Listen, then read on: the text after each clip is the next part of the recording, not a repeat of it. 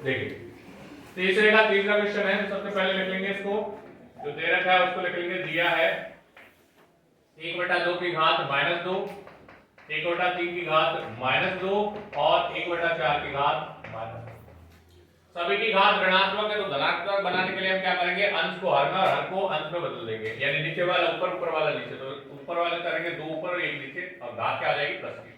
इसकी भी 3 ऊपर और 1 नीचे, इसकी घात हो जाएगी 2, और 4 ऊपर और 1 नीचे, घात हो जाएगी 2। अब देखिए 2/1 का मतलब है 2, यानी 2 में भाग 1 का देंगे तो 2 आएगा, उसकी घात 2। 3/1, 3 में घात 3 में भाग 1 का देंगे तो 3 आएगा, उसकी घात भी 2। और 4/1 इसका मतलब भी 4 है, 4/1 का मतलब 4 भाग 1 का, वो 4 ही आएगा, घात 2। तो 2 की घात 2 का मतलब है 2 गुणा 2 प्लस 3 गुणा 3 और 4 घात 2 का मतलब ये 4 गुणा 4। सॉल्व कर लेते हैं। 2 दूना 4, 9 और 4 के पास 16। तो भैया अपना 9 4 13 और 16 29 इसका आंसर आ जाएगा।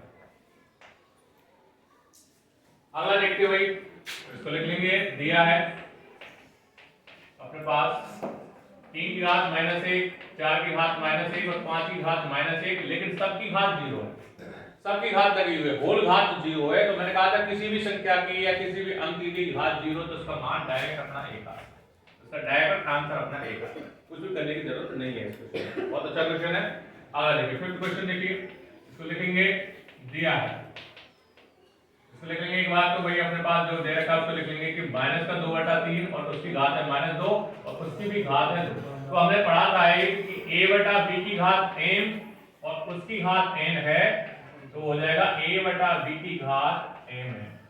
यानी घात की घात हो तो उनका आपस में गुणा हो जाता है। यहाँ तो ये अपने पास बन जाएगा -2/3 की घात -2 गुणा -2, -2 गुणा -2। तो ये हो जाएगा अपने पास 2 -2/3 और उसकी घात हो जाएगा -4। अब इसको प्लस का बनाने के लिए अंश को हर में और हर में और हर को अंश में बदल लेंगे। नीचे वाला ऊपर, ऊपर वाला नीचे। तो 3 चला जाएगा ऊपर और -2 चला जाएगा नीचे। केवल स्थान बदलने, चिन्ह नहीं बदलने, आंसर यहाँ आ जाएगी प्लस की 4। अब किसी संख्या की जितनी घात उसका उसके बाद गुणा होगा। हम इसको लिख सकते हैं 3/-2 एक बार, 3/2 -2 दो बार, 3/-2 तीन बार और 3/-2 4। तो गुणा कर लेंगे ऊपर वाले का। 8 या 9, 9 3 27, 27 3 81। ऊपर 2 दूना 4 दूना 8 दूना 16।